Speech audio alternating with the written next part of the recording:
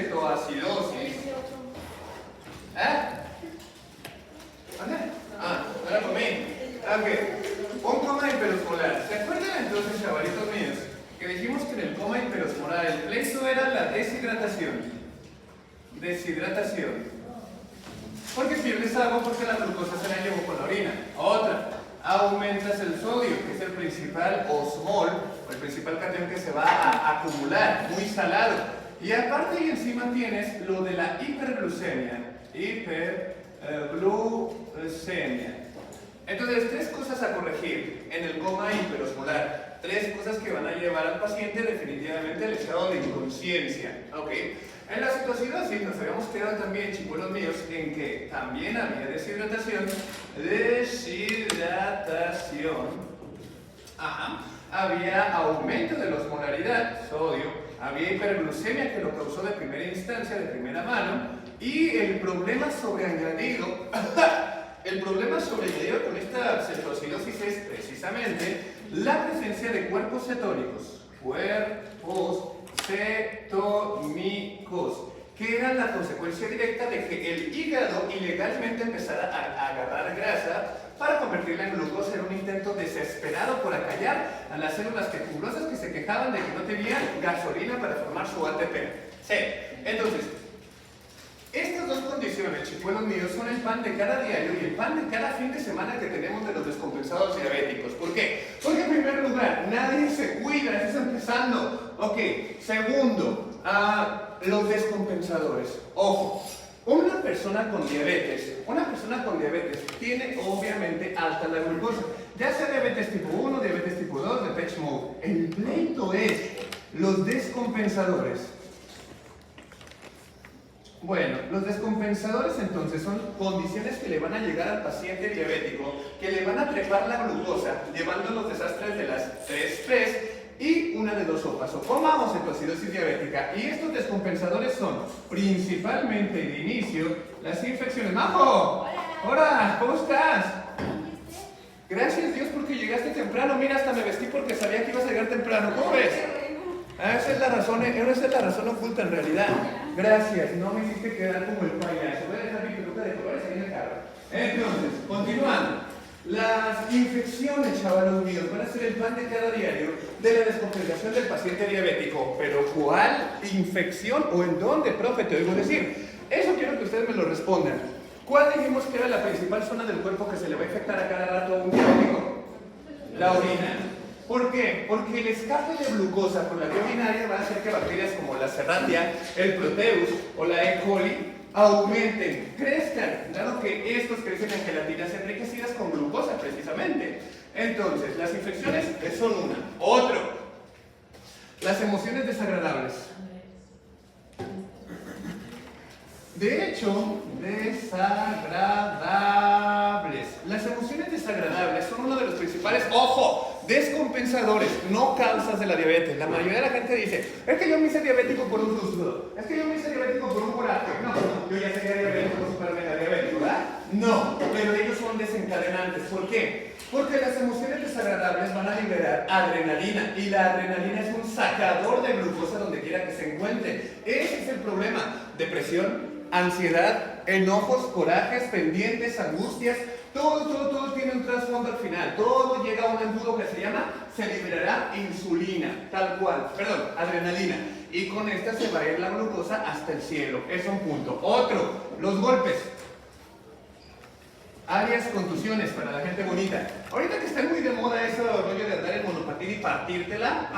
Bueno, mientras más fuerte sea el golpe, más tu cuerpo va a responder. ¿Para qué? Bueno, tiene que sanar, tiene que absorber el morete, tiene que cicatrizar si es que te cortaste. Entonces va a necesitar energía para poderse reparar. Y eso va a ser patrocinado principalmente por el cortisol. El cortisol también es un sacador de adrenalina. Sacador de glucosa, Otro punto de descompensadores. Los infartos, por ejemplo. Una persona diabética tiene 10 veces más oportunidades de ganarse un buen infarto que una persona que no lo es. ¿Infarto dónde? Luego preguntar, principalmente del corazón. pero puede generarse también infartos en el cerebro, infartos en los intestinos, infartos renales, infartos hepáticos, o sea, cualquier parte de su cuerpo se puede infartar. Ese es el pleito. ¿Pero por qué? Te oigo preguntar. El rollo con estas personas, fíjate muy bien, el rollo con la persona diabética es que va a generar una aceleración de esta condición. Mira, conozcan el concepto del día. Ateros, que en griego significa grasa, sebo, aterosclerosis. Favor de no confundirla con la arterioesclerosis. La arterioesclerosis es un endurecimiento de las arterias por acúmulo, hiperplasia, hipertrofia de su túnica muscular, casi siempre derivado de problemas genéticos que estimulan mediante factores de crecimiento endotelial un endurecimiento de la capa muscular con sus depósitos de calcio, y eso hace que se endurezca la arteria. Esclerosis es endurecida. Ok, arterioesclerosis es arteria endurecida. Ateros quiere decir arteria taponeada por sebo, por grasa. Entonces, no me acuerdo si ya lo había mencionado en este grupo, pero si no lo menciono ahorita de una vez. La aterosclerosis es una condición de las arterias, de los vasos sanguíneos, que nadie vamos a escapar de eso. ¿Por qué? Porque la aterosclerosis es la forma en la que tus vasos sanguíneos envejecen. Vaya, si tu Dios está vibrando la pared. ¿Por qué vibra? ¿Qué tendrán prendido aquí al otro lado? De hecho, si tocas aquí, vibra. Bueno, esperemos no tronar. Bien, entonces fíjense muy bien. El problema con las arterias es que así como tú vas a envejecer, te van a salir canas, se te va a caer el cabello, etcétera, etcétera, las arterias también envejecen de esa manera. Y ellas envejecen precisamente llenándose dentro de su luz de material grasiento, de plaquetas, de leucocitos, de fibrina. Es decir, se va acumulando una placota, una masota de sebo que paulatinamente va cerrando la luz del vaso. Por lo tanto, a donde sea que se dirigía ese vaso, no va a llegar sangre, nutrientes, pero sobre todo no va a llegar oxígeno. El problema, ¿sabes qué es? Que es un tema de patología, te odio, Robbins. El problema es que tarde o temprano la arteria va a tratar de cerrar esta lesión, ya sea cerrar por abajo o ya sea cerrar por arriba. El problema es que lo va a hacer chueco, y a la larga la arteria considera esa placa de ateroma, que así se llama esa placa de sebo, la considera parte de su estructura. El rollo es que esa placa de ateroma, esa placa de sebo, lo que pasa es que es demasiado frágil, pero sobre todo muy quebradiza. El problema es que se quiebra esa placa de ateroma, se quiebra esa placa de sebo, y la arteria cree que se acaba de quebrar ella. Y tú sabes, y yo sé, qué pasa cuando hay un daño endotelial y una pequeña hemorragia, cuando el vaso sanguíneo se ha lastimado. Así es, van a llegar las plaquetas. Las plaquetas en forma fisiológica se encargan de la coagulación primaria. Las plaquetas van a llegar con su adhesión, con su activación y su agregación, y van a formar el coágulo primario. ¿Y sabes cuál es el problema? Que van a terminar ahora sí por sentenciar al paciente, porque ya taparon en su totalidad la luz del vaso, y eso es igual a felicidades, papá, te has infartado. ¿Qué es el infarto? La necrosis de un tejido porque no le llegó sangre, punto. Otra vez, infarto. Infarto es la necrosis, la gangrena, la muerte de un tejido porque no le llegó sangre. Más específicamente hablando, porque no le llegó oxígeno. Ok, anotado. El problema entonces es que eso nos va a pasar a todos. A ti, a mí, a todos. Bueno, a mí más pronto. Pero no es lo mismo que te pase eso a los 85 años a que te pase a los 40. Ok, anotado. Ese es el verdadero pleito. Entonces, una persona que está ya teniendo una lesión orgánica por culpa de un infarto, también va a ser uno de los descompensadores de la persona con diabetes mellitus. Otro, muy importante, las comidas copiosas. Obvio, comidas copiosas. Es decir, si el paciente, al igual que el profe, se toma muy personal eso del ciclón del coma, todo lo que pueda comer, que el buffet, pues obviamente al día siguiente, el 1 de enero o el 25 de diciembre, va a llegar todo hiperglucémico todavía más encima. Y aparte, otro punto muy importante, aparte de las infecciones, es la descompensación de otras condiciones crónicas. La descompensación de otras condiciones crónicas. Epa. Condiciones crónicas. ¿Cómo qué? Bueno, ya habíamos mencionado que el diabético casi siempre va de la manita con el hipertenso. O sea, la hipertensión y la diabetes casi siempre van como cuates, y casi siempre si una descompensa, la otra también se va a descompensar. No, pues sí, exactamente. Otro punto que desestabiliza al paciente con diabetes es las bebidas energéticas. Ahora que está muy de moda eso del Vive 100 y eso del Red Bull y todo eso, no olvidemos que muchas de esas bebidas, gracias por el té de Arizona, Nayer. Pero esa no es energética. Los Red Bull, los Bomba, los Monster, todos esos son liberadores de adrenalina por esa cochinadita que traen adentro que se llama taurina. Y esa precisamente hace que el paciente igual se descompense. Y eso nos va a llevar, fíjate bien, si te checas, todas esas tienen un contexto de trasfondo, que van a trepar la glucosa. Van a trepar la glucosa y ahí sí, agárrate de la banca porque si ya eres un diabético con 300 de glucosa, como normalmente se estila aquí en México, te trepa 800. Entonces ahí sí, agárrate bien de la banca y haz las paces con Dios porque seguramente vas a ir a juicio con él muy pronto. Eso. Entonces, el problema a la larga que tenemos que tener en cuenta con el paciente diabético es esto: el aceleramiento de la aterosclerosis. Pero, el paciente todos los días se va a tener que enfrentar a los descompensadores. Cualquiera de esas condiciones, sí, casi se me olvidaba. Lo que ustedes van a tener en un futuro cuando estén en el internado, preinternado, las desveladas, las trasnochadas por fiesta. Bueno, ahorita por fiesta no, por guardia, pero insisto y voy a insistir, no se vayan a Secretaría de Salud a hacer sus prácticas, mucho menos se vayan a Xochimilco, el peor hospital de todos los tiempos. Mejor váyanse a los de la Aguilita. El desvelarse y automatarse no quiere decir que esté emparentado con el aprendizaje, por el amor de Dios. O bueno, tú decides, puedes hacer una guardia de 36 horas cuando estés en las 28, por allá de las 32 horas ya no coordines y ya no sepan ni cómo te llamas, o puedes hacer guardias de urgencia de 12 por 24 horas, donde vas a estar comido, dormido, descansado y vas a estar muchísimo más lúcido sin el cerebro que esté quemado a sobrecarga. Y el paciente obviamente va a tener menos posibilidades de morirse, que finalmente es lo que se supone que tenemos que implementar. ¿Cómo jodidas quieres que un médico que mal durmió, mal comió, pueda atender a una persona? Pero bueno, así es la autoridad aquí, y así era hace 20 años, y así era 20 años atrás, y así sigue siendo ahorita. En fin, entonces, el problema es que la aterosclerosis es una condición que se va a dar con el tiempo. El pleito con el diabético es que la tiene acelerada. Pero ¿cómo? Te oigo preguntar, ¿por qué o en calidad de qué es que esta aterosclerosis se va a acelerar? Dos cosas. ¿Se acuerdan que platicábamos la clase pasada, chicuelos míos, de esta cochinadita, el sorbitol, que era un producto de desecho de una vía alterna de un intento desesperado del cuerpo por deshacerse por la cantidad extrema de glucosa, activando la vía de alcoholes, también conocida como la vía de los folioles, que no va a resolver la diabetes, pero va a intentar disminuir la glucosa para que no haga tanto daño. ¿Qué daño, profe? El daño de la hiperinsulinemia o el mero daño de su presencia y genere la reacción inflamatoria. ¿Se acuerdan que el problema de la diabetes era que había una reacción, reacción inflamatoria? Bueno, el pleito con la reacción inflamatoria es que va a liberar citocinas y adivina quién es la primera que se hace o se afecta en cuanto a esas citocinas que andan rondando. Así es, las arterias, acelerando su envejecimiento, acelerando su lesión y creando a la larga, o más bien no tan a la larga, sino a mediano plazo, la aterosclerosis. Bueno, otro punto que quiero rescatar antes de hablar de las consecuencias de esa aterosclerosis es el paciente todos los días, insisto, estas dos se llaman complicaciones agudas. O sea, ¿qué quiere decir? Que el paciente puede que caiga en cualquiera de ellas cualquier día de la semana. Y vamos a hablar de las crónicas. Pero, antes quisiera platicar también de uno de los grandes problemas que el paciente enfrenta. Uno de los principales problemas que el paciente enfrenta, el paciente diabético, es la terapia con insulina. Bueno, primer punto, que el paciente se anime a que ya va a usar insulina. ¿Por qué? Porque obviamente todos somos una bola de rajones.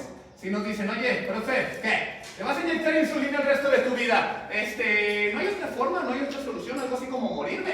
No, ya no puedes. Eres diabético tipo 1, quiere decir que ya no tienes ni una sola de tus células beta, así que una de dos sopas. O te pones insulina, o te agarras de la banca con la cetocidosis, el coma diabético, o a la larga te va a caer la aterosclerosis antes de tiempo. Ok, anotado. Pero bueno, el pleito con esto, chavalos, es que muchos médicos de las farmacias IMSS no saben calcular la insulina.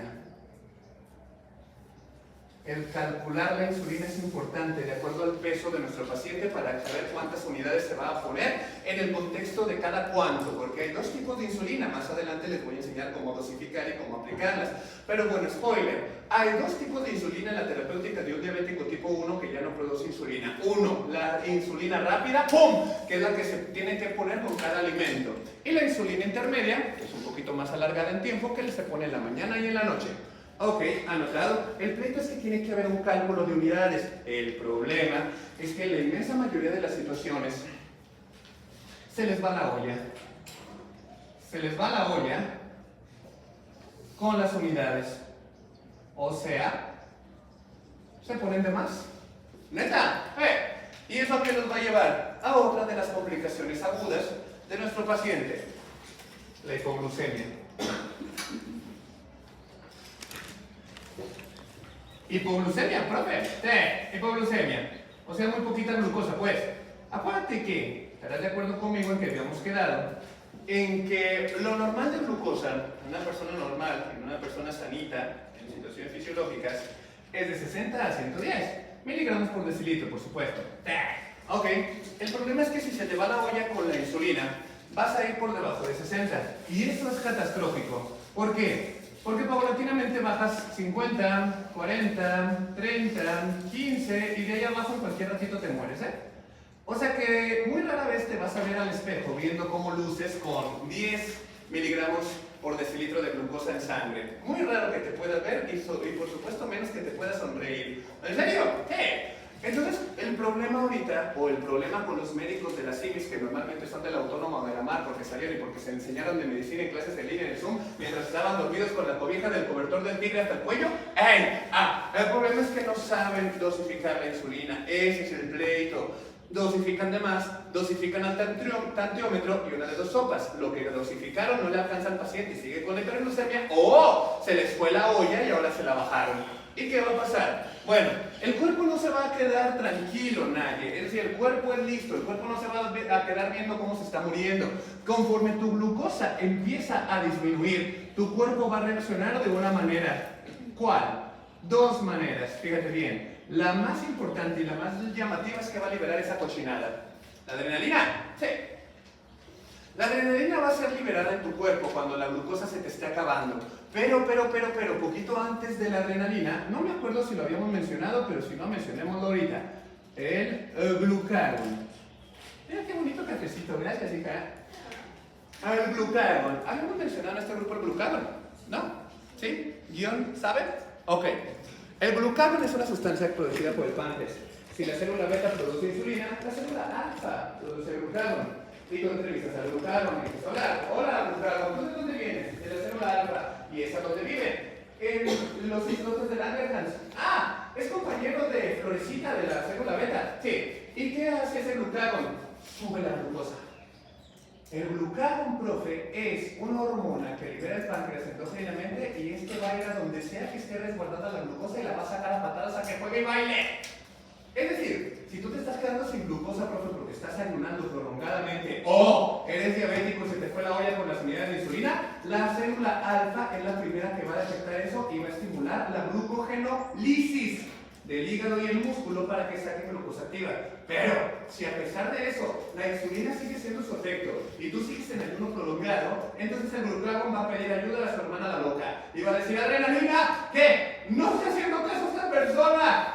Ya me acabé todas las alforjas de glucógeno, es hora de que tú actúes. Y la adrenalina sale, se libera el torrente sanguíneo y entonces tú sientes los síntomas de descarga adrenérgica, de descarga adrenalina. Y estos son, yo digo uno y ustedes dicen los siguientes: la frecuencia cardíaca, o sea, el cronotropismo aumentado. Siguen. ¿Puede ser presíncope? Puede ser la sensación de desmayo, ok, anotado. Una sensación de desmayo, o predesmayo, o presíncope, exactamente. Ok, ¿qué más? Pero sí, vamos a decirle síncope, porque ahora vengo vestido del grupo elegante. Entonces ahora sí síncope, vamos a hablar bien médicos. ¿Qué más? Sigo. Cuando te liberan la adrenalina, o sea, cuando estás todo asustado, escamado porque los cholos de la Jalisco te van a perseguir, también te va a subir la presión arterial. ¿Siguen? Sudor. Exactamente, sudoración. ¿Sentirse ansioso? Exactamente, ansiedad. Exactamente, la midriasis, se les ponen los ojos así todos como el gato de Shrek, ¿verdad? Ajá, ok, midriasis, ¿qué más?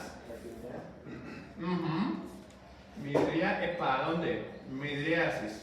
Empiezan a respirar muy rápido, taquipnea.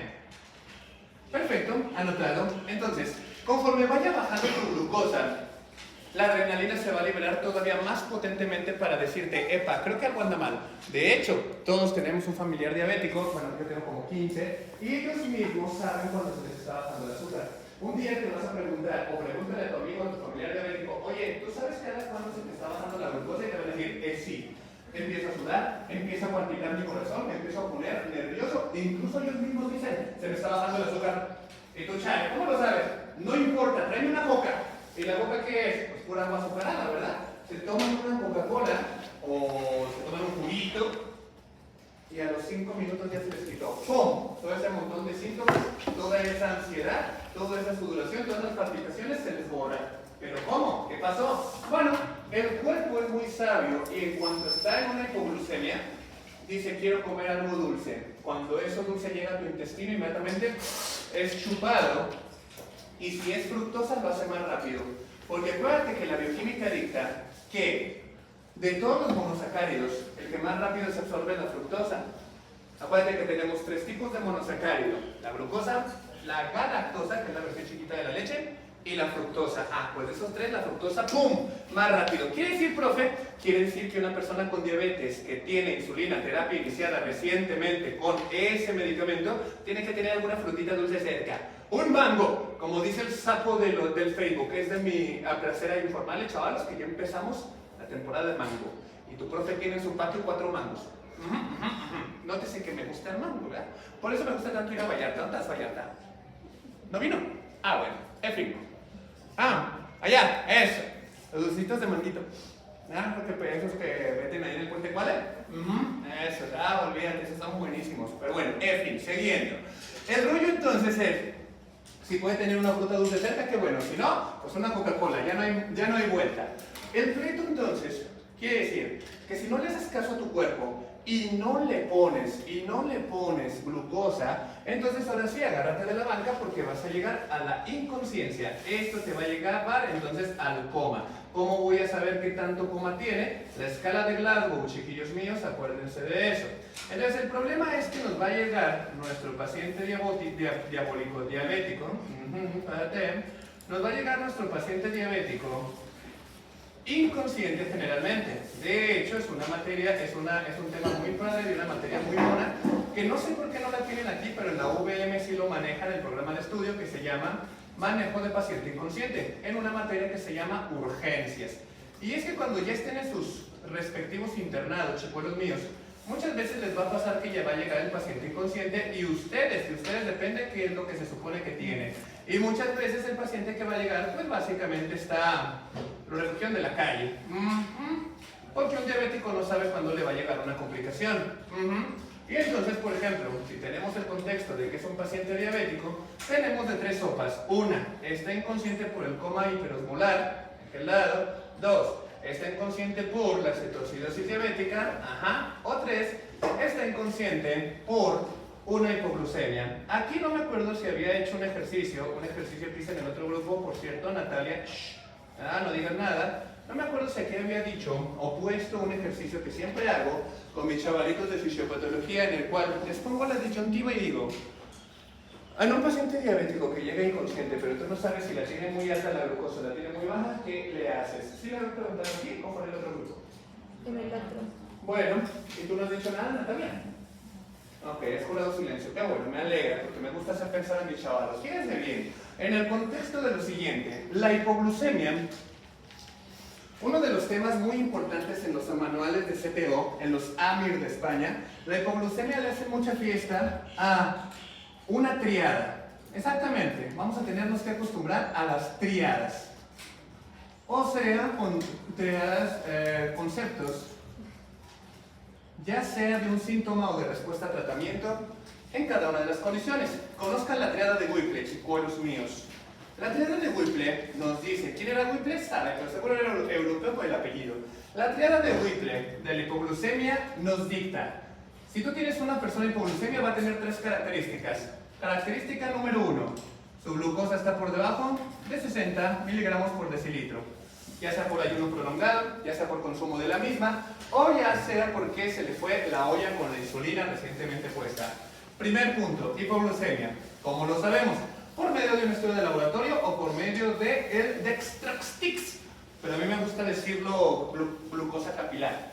O sea, unos aparatitos resimpáticos que venden en la farmacia Guadalajara, con unas agujitas refinas que tú llegas y dices al paciente, te voy a pinchar el dedo, ¿eh? ¡Ay, no me va a doler! Pues ni modo, muerde un cartón porque te va a pinchar. Le pinchas el dedo, agarras el aparatito y ahí mismo te dice al instante cuánta glucosa tiene. Claro, es más exacto el tubo y el laboratorio.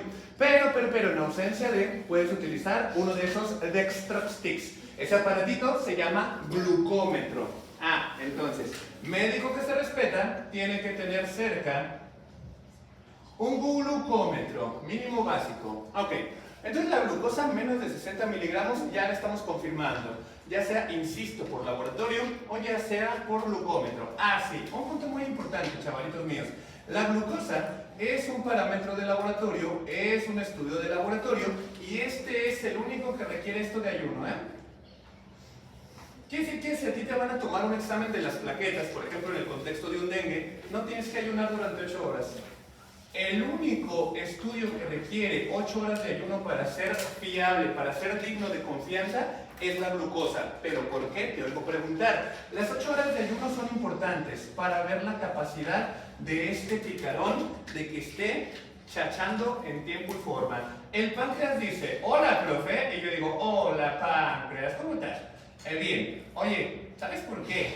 ¿Por qué le piden a una persona ayuno de 8 horas cuando le van a tomar la glucosa? No, tú dime. Bueno, porque quieren saber, quieren darme a mi tiempo, me quieren dar a mi tiempo para formar suficiente insulina. Es decir, profe, si tú acabas de comer, ¿almorzaste, profe? Sí. ¿Y tú? Sí. ¿Qué almorzaste, páncreas? Nutrientes, ácido fólico, vitamina B, hierro, oxígeno, por supuesto. ¿Y tú, profe? Jugo de naranja con huevo, ¿verdad? Claro. Leche, café y un panecito tostado con crema de cacahuate. La mejor crema de todos los tiempos. ¿Alguien aquí ha probado la crema de cacahuate y está de acuerdo conmigo que es muy buena? Ya sé que tú sí. Pero alguien más aparte de los que nos encanta el ejercicio. ¿Por la crema de cacahuate? Levante la mano. Eso, me gusta, me agrada. Me agrada que hay gente de aquí. ¿Cuál es tu marca favorita, Vallarta? Alias Monserrat. Perdón, al revés. ¿Cuál es tu marca favorita de crema de cacahuate, Monserrat, alias Vallarta? ¿De qué? Qué fresca. ¿Alguien de las alcantarillas y de la pobreza que me pueda decir cuál es la crema favorita que les gusta? Acá, vos. No me digas que la Aladín porque te saco. ¿No, verdad? Otro. Tú dijiste que sí. ¿Tú cuál tomas? ¿Cuál pruebas? Bueno, tiene un maguito, se trata de ese, es el Aladín. ¿No? Bueno, está bien. Hay una anaranjadita que se llama Skippy, esa es la que yo probé. Porque las otras saben horrible. Y mazapán, o sea, Dulces de la Rosa sacó una porquería de mazapán que casi, o sea, más bien la compré, agarré una cucharada, me la comí y básicamente salí a lamer la tierra de lo horrible que sabe. Entonces, para fines prácticos se llama Skippy y es la versión anaranjadita porque tiene poquita miel. ¡Claro! La crema de cacahuate es salada. Pero a todo esto ya se me olvidó de dónde vino el jodido comercial. El rollo, entonces. Sí, ¿de qué está? Me preguntó quién había almorzado. El rollo es que el páncreas dice, mira, profe, de la última comida que tú tuviste, has metido glucosa al por mayor, ¿sí? Entonces es normal que después de comer o inmediatamente después de comer tu glucosa esté elevada. Claro, porque acaban de entrar los carbohidratos. Va a salir elevada, ¿sí? Sí. Entonces el páncreas dice, yo, profe, necesitaré 8 horas para que esa glucosa que tú tomaste del último alimento sea trabajada por mí. ¿Cómo que trabajada? Que yo dé la suficiente insulina para que la glucosa que metiste con el desayuno, dentro de 8 horas ya nos dé un parámetro normal, como Diosito manda, de 60 a 110. Ok, si después de 8 horas la glucosa sigue por arriba de 110, entonces agárrate de la banca y agárrame a mí del peritoneo, porque seguramente estoy jodido. Ok, anotado. Bien, entonces, volviendo. Primero, la glucosa va a estar debajo de 60. Segundo concepto de la triada de Whipple, chavalitos míos, es el paciente experimentó síntomas adrenérgicos. Síntomas adrenérgicos. O sea, la adrenalina trató de advertirle. Y el paciente no hizo caso. ¿De qué es tu lonche? Eso, bien, la proteína ante todo. Bien hecho, chavalita.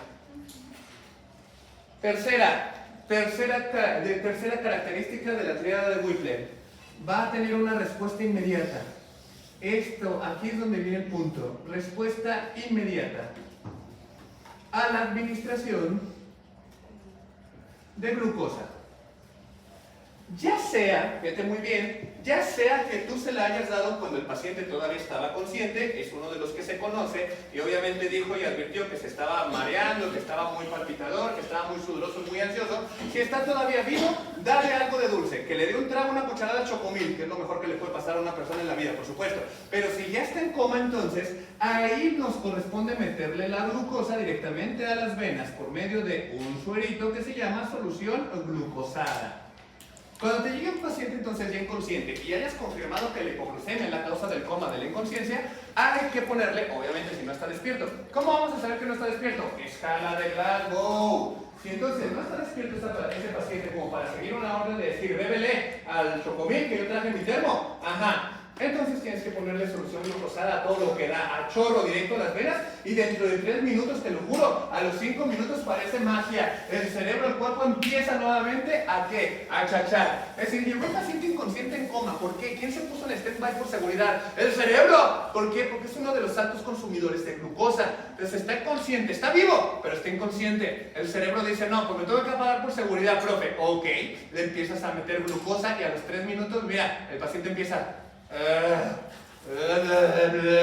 Ok, no le entiendes. Ok, suena como una de esas películas donde la gente muerta se levanta a morder a la gente viva, pero ya está reaccionando. Es el cerebro volviendo a aprender. De repente va a empezar a abrir los ojos y de repente se va a poner más y cada vez y cada vez y cada vez más consciente, y vas a decir tú, ¡hurra! Como en Pepa, ¿verdad? ¡Hurra! Ajá. El paciente respondió inmediatamente a la administración de glucosa. Era un punto. Cuando dicen, chale, profe, ¿en serio? Sí. ¿Tus estudiantes pudieron revertir la muerte del paciente por leer marcas en una hoja de papel? Sí, se llaman libros. ¡Wow! Son como una especie de magos. Exactamente. Bueno, eso normalmente te lo dicen allá en Polanco, acá en zona norte de Jalisco. En fin, volviendo entonces, continuando con el rollo, el cerebro entonces se apagará. El cerebro no es tonto. Si está deshidratado, se apaga. Si está hiperosmolar, se apaga. Si está cetoacidótico, acidótico, se apaga. Y por supuesto, si está hipoglucémico, también se apaga por seguridad. Pero dice el cerebro, méteme glucosa, ¿por qué? Porque si ya estoy por debajo de los 15 miligramos por decilitro, en cualquier ratito interconsulta con San Pedro. Ok, anotado. Entonces, ahora, el problema es, o un problema que yo normalmente les ataño a mis alumnos es, imagínate, concejal, bueno, tú no, come, ahí ves un sándwich. Ah, qué rico sándwich se ve, la neta. Me recuerdas a una niña que tuve de biomecánica el semestre pasado. No me acuerdo de su nombre, y todavía no me acuerdo de su nombre, pero yo le decía a la niña del sándwich, porque diario traía un sándwich. Y yo, tú, la niña del sándwich. Ay, básicamente le quité la bolsa que me trajo uno. Pero bueno, en fin, pregunta para ti, Yair. Porque el otro día estuve preguntando por ti y me dijeron, es el muchacho más listo del salón. Y yo, perfecto, vamos a poner el título a prueba. Fíjate bien, Yair. No, se dice, venga, profe, dispara. Ok, fíjate bien, chabón. Imagínate que estás de guardia en la Cruz Verde conmigo el fin de semana. Fuimos a cubrir a Ernesto. Porque tuvo otra de sus pendientes que siempre tiene. Y yo te hablo, Yair, ¿qué? Ponte tu bate, vámonos, nos vemos en el Parque Alcalde. Ok, ahí estamos en la noche. Entonces yo te digo, Yair, voy a salir a cenar con las muchachas, o sea, las enfermeras, y vamos a irnos a los tacos. Te dejo mi número de celular, ahí me llamas cualquier cosa. O sea, no te voy a contestar, ¿verdad? Eso. Entonces yo me voy y soy como esos médicos piojosos que tienen mucho sobremesa, ¿verdad? O sea, no voy a volver en unas 3 horas. Entonces a ti te llega a las urgencias, van a llegar, pero si tú eres el doctor, los polis van a bajar a un inconsciente. Lo único que saben es que es el diabético de la cuadra. Nada más, no saben, no es alcohólico, no tiene cáncer, no tiene tumor cerebral, más que infartado, solo es diabético, o sea que el coma, una de 2 hojas, o vino por cetoacidosis, se coma hiperosmolar, o vino por hipoglucemia. Lo único que se sabe entonces, los polis, que son sus amigos, es que usa insulina, nada más, y que recientemente la acaba de utilizar, la acaban de implantar, un médico de la CIVI. El problema es que viene en coma, chabón, y tú tienes que hacer algo, y me llamas, y llamas al profe, Y se oye tit. Lo sentimos. El número que usted trata de llamar lo ha bloqueado porque no le quiere contestar. Intente más tarde o póngase a estudiar medicina. ¡Oh, Dios mío! ¿Las operadoras dicen eso? A veces. Bueno, no dicen eso. Es como cuando me dicen que por qué estoy hablando con la licuadora. Es porque el refri no me habla. Pero bueno, en fin. El rollo es que está en coma. Está en coma. Y tú tienes que revertirlo. El problema es que vas contra el tiempo, chaval. Fíjate muy bien. Si el paciente está inconsciente por un coma hiperosmolar, el pleito fue que la glucosa, el trasfondo fue que la glucosa está alta, por cualquiera de esos descompensadores. Si lo que lo trajo a la inconsciencia fue la cetoacidosis diabética, chavalito, también el problema va a ser la glucosa alta, con la diferencia de que el hígado hizo gluconeogénesis y trajo a la población cuerpos cetónicos. El pleito es que cada minuto que pasa hay más y más glucosa y está generando más hipernatremia, hiperosmolaridad, más deshidratación, menos agua para el tinaco y cetoacidosis. Y es que el concepto de la cetoacidosis está llevando la balanza hacia los ácidos por los cuerpos cetónicos, metildeoxibutirato y acetocetato. Pero existe una tercera opción. ¿Cuál? Que el paciente esté en una hipoglucemia, que haya estado ayunando porque estaba dolido, ¿no? Que haya estado ayunando y oyendo a Vicente Fernández. Y encima y aparte que se haya puesto más de la insulina que debía, porque tal vez al paciente le tocaban 20 unidades, pero tal vez el médico de la CIVIS dijo 60 de una vez para que amarre. Entonces se metió demasiada insulina además y está inconsciente y el tiempo correrá. Si es estas dos, sube, empeorando las cosas. Y si es esta, está bajando, casi pisoteando en peligro, ¿verdad? Entonces, el rollo ahí. ¡Oh, Dios mío, una cucaracha! No tengo ningún problema con los mayates, pero si una cucaracha vuela, todos salimos corriendo. Acuérdate, uno de los mantras del profe: todo el mundo es valiente hasta que la cucaracha vuela. Siempre, no importa qué machote, plomo plateado y pelos en las manos tengas, si la cucaracha vuela, toca rajar, o sea, toca salir corriendo pues en el lado contrario, obvio, ¿verdad? Pero bueno, así es, no tengo ningún problema con esos mayatitos. Normalmente donde yo vengo son verdes, pero bueno, en fin. Cosas, ¿verdad? Bueno, volviendo al rollo. El problema aquí, Jair, es que tu glucómetro se te olvidó en tu casa. Pasa, llega a pasar. Otro, el chino, el de laboratorio, se va a las 7 de la noche y son las 10. Otro, tú dirías, ¿una tira reactiva de la orina? Tampoco hay, porque no hay. La farmacia de Guadalajara ya cerró. Vas a la Benavides y te dicen lo que diarios dicen. No los manejo. No las manejas, no las conoces. El rollo es que no tienes cómo saber cómo está la glucosa. No tienes cómo saber, pero tienes que hacer algo. Una de dos sopas tienes que hacer y el tiempo corre. Si lo que tú sospechas es que la glucosa está bien alta, entonces tienes que meter insulina para bajarla. Pero si el problema es que la glucosa está bien baja, tienes que meter azúcar para subirla. Entonces aquí tenemos una situación un poquito estresante, un poquito fea. ¿Por qué? Porque por un lado, si tú le metes insulina creyendo que es hiperglucemia, pero erróneamente es hipoglucemia y andaba en 20, le metes insulina y básicamente le diste el tiro de gracia. Se lo mandaste derechito en consulta con San Pedro. Pero, por el contrario, si piensas que es una hipoglucemia y le retacas excesiva glucosa, y por ejemplo este traía la glucosa ya de 400, se la trepas de un jalón a 500, 800, y agárrate de la banca porque vas a tener baile para toda la noche. Va a ser horroroso, va a ser un caos tremendo, un desastre, un holocausto, un hecatombe. O sea, sería mejor volar una bomba de hidrógeno que a medio bus, empezando por el N. No, porque vienen los rollitos de pizza y no quiero que los dejen de vender. Muy buenos. Entonces, el rollo aquí es que no tienes cómo saber la glucosa. Si tuvieras un glucómetro, que les recomiendo que nunca se les olvide, sabrías, tiene la glucosa bien alta, ok, mete la insulina. O guión, tiene la glucosa bien baja, trépale y ponle glucosa. El problema es que no lo sabes. El problema es que el tiempo corre.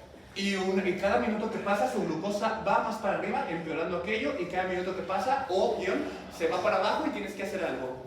¿Qué haces? Ahora sí, vamos a ponerte a prueba, chabón. Medítalo, piénsalo. Solamente una persona, bueno, dos personas en mi vida me han resuelto eso en ese acto. Una fue la amiga de acá del otro grupo. Yo también. Mira, ella también. Y la otra fue una muchachita de estudiar enfermería y fue el punto pivote en el que yo empecé a ponerle mucha atención y le dije, vos te estás desperdiciando en esta escuela, tienes que irte a medicina y mira que en medicina ya está. Exactamente. Pero le tocó muy lejano, o sea, good luck. Entonces, dinos, ¿qué haces? si tiene una hipoglucemia y tú no lo sabes, si le metes insulina, le vas a dar el tiro de gracia, lo matas, adiós, RIP, te consulta con San Pedro. Pero si tiene la glucosa alta y tú le metes glucosa, vas a tener baile para toda la noche, lo vas a empeorar al paciente. Por Dios santo, hubiera preferido bailar las calmadas con Berta. No lo sé, ¿en qué te basas? A ver, Lo que me dijeron de que el médico le admitió. Sí, pero tú no sabes si se la puso o si no se la puso. Y el paciente está inconsciente. Tú le vas a preguntar, oiga, comandante, oiga, jefe, ¿sabe si se la puso? Y él va a decir, negativo. Ah, ¿cómo aborrezco que digan negativo? Por Dios, jefe, dígame que no, ya. Aguante, ahorita. Entonces no sabes si se la puso o no sabes si no se la puso. ¿Qué te basas para decir que tiene hipoglucemia y que le vas a poner glucosa? ¿Tú, Majo, qué harías? A ver, acá tiene la respuesta. ¿Cuál fue? Síntomas adrenérgicos. El rollo, hijito, ¿cómo te llamas, chaval? Adrián. El rollo, Adrián, es que una vez que el paciente ya llegó a este estado de inconsciencia, la adrenalina ya no está presente. La adrenalina dice, ¿sabes qué? Yo intenté advertirle a este tío conforme iba bajando la glucosa, no hizo caso. El cerebro dice, yo intenté, yo activé el simpático y no se me hizo caso. Así que meramente pues yo me apagué. Y ya un paciente inconsciente básicamente ya no tiene síntomas adrenérgicos. Quiere decir que tú le tomas los signos vitales, primeramente para ver que esté vivo, le pones el estetoscopio en el pecho y su frecuencia cardíaca es de 90. Su presión arterial 120, a lo mucho 130, 80. Su frecuencia respiratoria 22 respiraciones por minuto, pero puede ser por estado de inconsciencia también. Su oxigenación mediante el oxímetro está 94%, o sea, básicamente está vivo. El problema es, si no hacemos algo, va a pasar de estado a un estado, ¿verdad?, un poquito más paliducho. Entonces, ¿tú qué le harías, tú, la niña lista? Porque también estoy preguntando por ti, me dijeron, es muy lista, muy dedicada. Y yo, sí, por eso pasó al frente una vez que jugué en un versus de ponerlos unos contra otros. A ver, defiende tu título. ¿Ah? ¿No? Bueno, nadie. ¿Algo que nos tengas que decir? ¿Que puedo resolverlo? ¿Más o menos? Yo estaba pensando, pero siento que está mal. Nada está mal. Dijimos que si le metíamos glucosa, no iba a morir, solo iba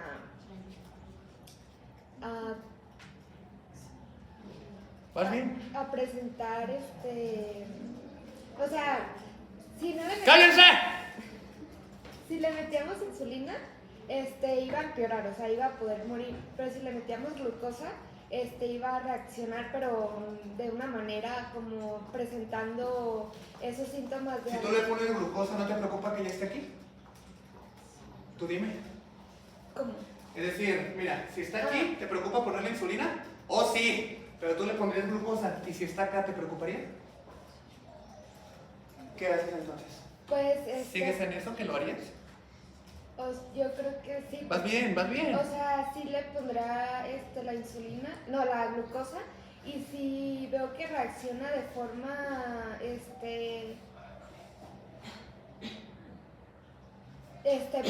ya le pondrá la insulina. O sea, primero le pondrá la glucosa. No te pongas nerviosa.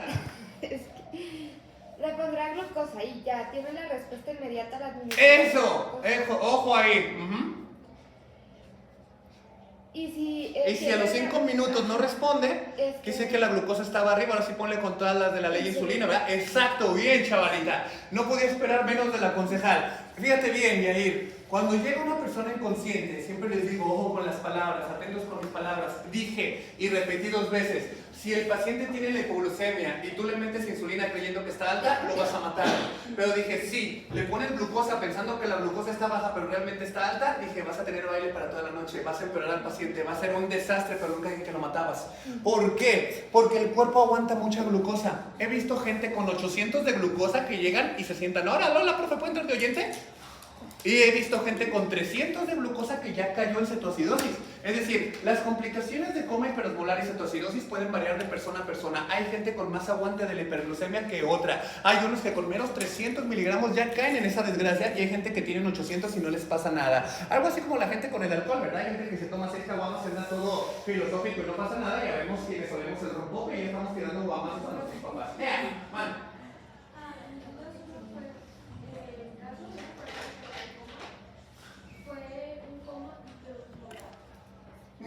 en el caso de esta persona, digámoslo así, esta persona lo que lo tenía en coma era una hiperglucemia. Exacto, podría ser un coma hiperosmolar o una cetoacidosis. Fíjate bien, cuando tengas una persona diabética en contexto de diabetes en coma que no sepas cuánto glucosa tiene, la mejor opción es retacarle más glucosa. La va a aguantar, no se va a morir, azúcar a lo más, ponlo más dulcecito, no pasa nada. Si le traían 800, trépase a 1000, no hay problema, no va a ser mucho tiempo, 5 minutos nada más. Si en 5 minutos no respondió la glucosa, entonces dice que está bien alta, muy alta, ahora sí puedes poner insulina tal cual para bajarla todo lo que da. Lo que no puedes en un paciente que esté inconsciente diabético es meter insulina porque no sabes que está bajo. Y si le metes insulina y sí lo vas a matar, porque si traía 20 y apenas está sobreviviendo por la insulina, ¡pum!, lo matas, lo paralizas tal cual. Eso es siempre. Ante un paciente en contexto de coma diabético y no tienes un laboratorio, pues porque el chino se fue a una boda y o no tienes el glucómetro, ahí es ponerle glucosa y esperar respuesta inmediata. Con un solo glucosado, exactamente, porque obviamente no le puedes ofrecer un chocolate porque está inconsciente. Ajá. Y esperar una respuesta inmediata. Si no la hay, ahora sí, entra la insulina con ratas de la ley. ¿Hecho? Maravilloso. ¿Cómo me gusta ver en sus mesabanquitos sus plumones? De hecho, el otro día estaba viendo un meme que tenía unos plumones así, de tipo los que tú tienes ahí, decía, y luego ponían unos como los que yo tengo. Decía, cuando la muchacha de los plumones se hace maestra. Y yo, soy esa. Entonces,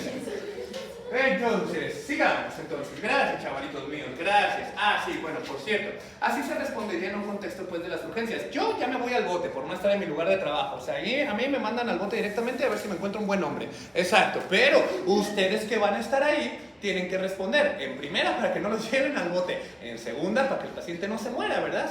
Eso sería lo más cortés. Eso, bien. Hablemos entonces ahora sí, chavalitos míos, de las complicaciones crónicas, o sea, las complicaciones a la larga. Teniendo en cuenta entonces que las complicaciones a la larga vienen siendo una consecuencia vascular, porque está medio taponeado, 8-17, miren, lo confirmen. Bien. El problema entonces con las condiciones hacia la larga es que el paciente va a tener problemas de circulación y eso nos va a llevar a complicaciones como pie diabético. Comenzamos.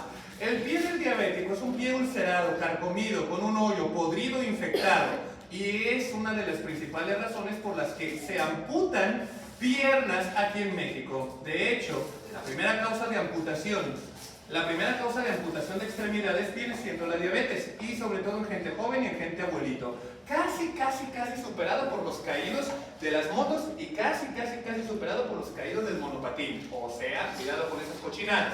El rollo entonces, fíjate bien, el pie del diabético va a ser ese problema. Tú sabes y yo sé que los pies son el sitio más alejado del corazón. O sea, son el sitio, digamos, a donde el chorro de sangre de por sí y por pura morfología ya no llega muy fuerte, que digamos, sobre todo el dedo gordo. Ok, el dedo gordito. El problema entonces es que a la larga, todas tus arterias de todos tus calibres, estoy hablando de ti arteria, estoy hablando de ti arteriola y estoy hablando de ti capilar, van a empezar a tener el problema de la aterosclerosis acelerada. El pleito entonces es que paulatinamente, conforme van pasando los años en un diabético, especialmente si no se controla, porque la inmensa mayoría de los diabéticos no se controla, porque dicen, me siento bien, oye tío, pero traes 380 de glucosa, no importa, me siento bien. Bueno, y luego todos tienen la premisa de algo me de morir. Sí, todos decimos eso hasta que la muerte toca la puerta. Ahí entonces todos nos arrodillamos. ¿Y qué le decimos al Dios de la muerte cuando llega por nosotros? ¿Quién aquí ha leído o vio Juego de Tronos? ¿Nadie? ¿Qué le decimos al Dios de la muerte cuando viene a tocar la puerta? A pelotas. Bueno, ¿sabes quién es Arya Stark? ¿Sabes quién era su maestro de espada? Sigue por él. Él le dice, ¿qué le decimos al Dios de la muerte cuando viene por nosotros? Not today. O sea, hoy no. Exacto, muy bien. Entonces, hay las cosas. El problema, ¿sabes qué es? ¿Cómo te llamas, hijita? Iris, ¿qué nombre tan bonito? Sí, es la bonita. Gracias. Siempre es bueno tener la aprobación. Bueno, continuando. El problema entonces, Iris, es que el taponeo parcial de las arterias va a crear en la patita del paciente un ambiente anaerobio. Ese es el problema. En un principio cuando se establece ese taponeo de arterias, las arterias, las mangueras vecinas no se van a quedar nada más ahí parado como diciendo, mira cómo nos están tapando. No, las arterias vecinas van a tratar de ayudar mediante la creación de vasos sanguíneos alternos, un poquito más débiles, un poquito más chafas, pero tuberías a fin de cuentas. O sea, la respuesta compensatoria sería por algunos años la angiogénesis. Tú sabes y yo sé que la angiogénesis es la creación de nuevas mangueras, la creación de nuevos vasos sanguíneos, pero ¿cómo? ¿Y a base de qué? Te oigo preguntar. A base de factores de crecimiento. Acuérdense, ustedes que están viendo ahorita patología, te odio Robbins. Ajá, hay y conocen que hay factores de crecimiento, por ejemplo, derivados de plaquetas. Hay otro factor de crecimiento muy popular que se llama factor de crecimiento derivado de fibroblastos. Hay otro factor de riesgo, factor de crecimiento, profe, no estás hablando de epidemiología, derivado de endotelio. Hay otra sustancia, que según eso también viene en el Robbins, que se llama angiogenina. O sea, angio, vaso sanguíneo, genina, génesis, creación. Ok, y por supuesto, no podemos olvidar a la madre de todos los crecimientos, la ground hormone. O sea, la hormona del crecimiento, que va a detectar, se le va a dar el chisme, se le va a llegar con el mitote y le va a decir, hormona del crecimiento, ¿qué? Tenemos una situación anaerobia en la pata y tenemos de dos sopas. El sopa 1, hacemos crecer vasos sanguíneos nuevos para poder paliar el déficit sanguíneo. O 2, nos esperamos y nos quedamos viendo a que un horrible bicho anaerobio llegue y nos carcoma. ¿Así? Sí. ¿Y cuál es el bicho? Anaerobio por excelencia, que le encanta el ambiente anaerobio y generará una gangrena, una necrosis gaseosa. Exactamente, estoy hablando de ti. Clostridium. Clostridium perfringens. El Clostridium perfringens es uno de los principales bichitos que le encanta el ambiente anaerobio. ¿Y dónde te encuentras Clostridium perfringens? Te debo preguntar. En la tierra, en el suelo, en el aire con forma de esporas y en el agua sucia. Chale. Normalmente, profe, nos dice el Clostridium perfringens, normalmente cuando tú te vas a caminar talpa, te ampollan las patas, yo estoy ahí listo para infectarte. ¿Y por qué no se me pudre el pie? Clostridium. Mira, con pequeñas laceraciones, profe, como cuando te fuiste a caminar a talpa, hay pequeñas laceraciones en tu pata, En esas pequeñas laceraciones, profe, yo entro, así como el vampiro ese, yo brillo. Exacto. Pero que no se diga nada contra él porque nos dio el mejor Batman de todos los tiempos. Exactamente, estoy hablando de ti, Robert Pattinson. Exacto. Hace 20 años las muchachas te querían y ahora no solo las muchachas, también los hombres. Te queremos. Te queremos, vato, te queremos. Un gran actor, merece un Oscar, además, muy guapo. En fin, volviendo entonces al rollo. Yo le pregunto al Clostridium perfringens, oye hijito, ¿qué? ¿Por qué si tú te me retacaste los callos en talpa, por qué no se me necrosó y se me pudrió el pie? Porque tu pie, profe, no tiene aterosclerosis. Yo me metí, pero tu pie, que tenía buena circulación, me dejó caer a la artillería pesada, alias leucocitos, y ellos exterminaron. Ellos acabaron conmigo y no pude quedarme mucho tiempo. Ok, exacto. Entonces, porque mis defensas fueron en mi rescate, tú no pudiste atacarme, tú no pudiste hacerme daño. No pude, pero volvemos a enfrentarnos, profe. ¿Cuándo? Cuando tengas 80 años y ahí sí la aterosclerosis ya está instalada en ti. O vuélvete diabético y acelera ese proceso. ¿Y sabes por qué? Porque cuando tengas esa condición, profe, y tengas una laceración en la pata, yo, Clostridium perfringens, voy a llegar y voy a empezar a hacer daño. El ambiente estará anaerobio, como a mí tanto me gusta. ¿Y sabes qué? Esta defensa que tú tanto quieres y tanto aclamas, no me va a poder hacer nada. ¿Por qué? Porque, ¿qué necesita para llegar a mí y pelearme? ¿Vaso sanguíneo? Sí, exactamente. ¿Y si la ruta tiene bloqueos de grasa, así como en ciertas carreteras, carros incendiados? ¿Qué va a pasar? Tienes toda la razón. Entonces, mientras más aterosclerosis haya, más taponamiento de grasa, y este picarón no va a poder llegar y atacarte. Por lo tanto, tú, Clostridium perfringens, y aprovechando el ambiente anaerobio, vas a empezar a crear necrosis, gangrena, a carcomer y a generar infección, y nada podrá evitarlo. Sí, pero ¿dónde quedan los antibióticos, profe? Te oigo decir. Hay antibióticos que han sido diseñados, cosa que vamos a ver cuando nos enfrentemos el siguiente semestre en Pharma. Hay antibióticos que dicen, yo me opongo Clostridium perfringens, yo metronidazol, yo clindamicina, yo imipenem, voy a ir hacia ti y te voy a despedazar. Sí, claro, muy bonito. Pero bueno, spoiler, para que un medicamento llegue al sitio de acción, adivina qué necesita. La distribución de la circulación. Y entonces el antibiótico dice, ¿oye? ¿En serio? Sí.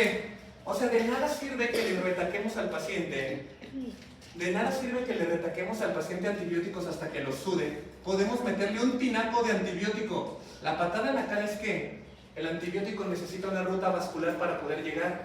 Necesita la tubería libre para poder llegar y matar al Clostridium. La patada en la cara es que todas las rutas están taponeadas. ¿De qué nos sirve tener defensas? ¿Y de qué nos sirve tener la pastilla antibiótica si no puede llegar? Exactamente. Entonces ahí metemos al paciente en una situación un poquito comprometedora, ¿qué no? Sí, el Clostridium perfringens sigue su avance y agárrate de la banca, ¿por qué? Porque el criterio principal, uno de tantos, para decir te vamos a mochar la patita paciente o te mueres, es que precisamente la infección llegue y afecte ahora sí a los huesos. Una condición de infección ósea se llama osteomielitis. El problema es que un hueso infectado ya es muy difícil de quitarle la infección. El problema es que tampoco no puedes dejar ese hueso infectado. ¿Por qué? Porque una vez infectado, carcomido e invadido por Clostridium, él va a utilizar su morfología para empezar a subir, a subir, a subir, a subir, a subir, a subir, sin contar el hecho que mientras más le permita subir, más colonias de infección, tienes ahí toda una metrópole de infección de Clostridium perfringens, liberando sus toxinas y llevándote cada vez más cerquita de un choque séptico, que estarás de acuerdo conmigo en que la toxina bacteriana crearía una vasodilatación generalizada que haría que colapsara tu circulación y que tus órganos se murieran por no recibir su adecuado riego sanguíneo, aparte y encima del montón de tuberías ya taponeadas que tenía por el aceleramiento de la aterosclerosis del diabético. ¡Oh! ¡Dios mío, todo está enlazado! Sí, exactamente, ponte a ver Dark, la mejor serie alemana de todos los tiempos.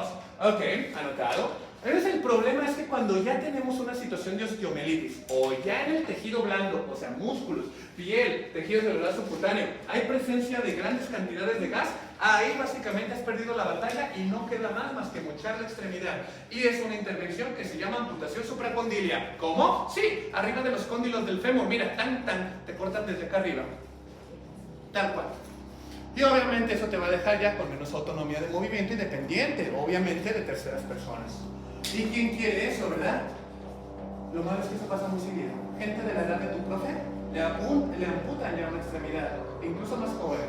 El último amputado de patita que vi, diabético, era un diabético que empezó a los 11 años, porque también aparte y encima somos número 1 en obesidad infantil, que también indirectamente es un factor de riesgo para la resistencia a la insulina y diabetes tipo 2, y el paciente tenía 34 años, un chavalito de 34 años y adiós pata. O sea, horrores, ¿verdad? O sea, hay que tener mucho la cultura de la prevención, que todavía no hay. Entonces, el problema ahí es el daño vascular, la aterosclerosis acelerada. Seguimos. Ah, sí, antes de eso, ¿dudas, deudas? ¡Ea! ¿El pie diabético te da por la bacteria o es como una consecuencia? Es una consecuencia. El pie del diabético, fíjense bien, incluso aunque no existiera el Clostridium, el pie del paciente se va a necrosar. Tarde o temprano, cuando está en medio taponeado, se crea un ambiente anaerobio. Ok, es anaerobio, pero sigue vivo.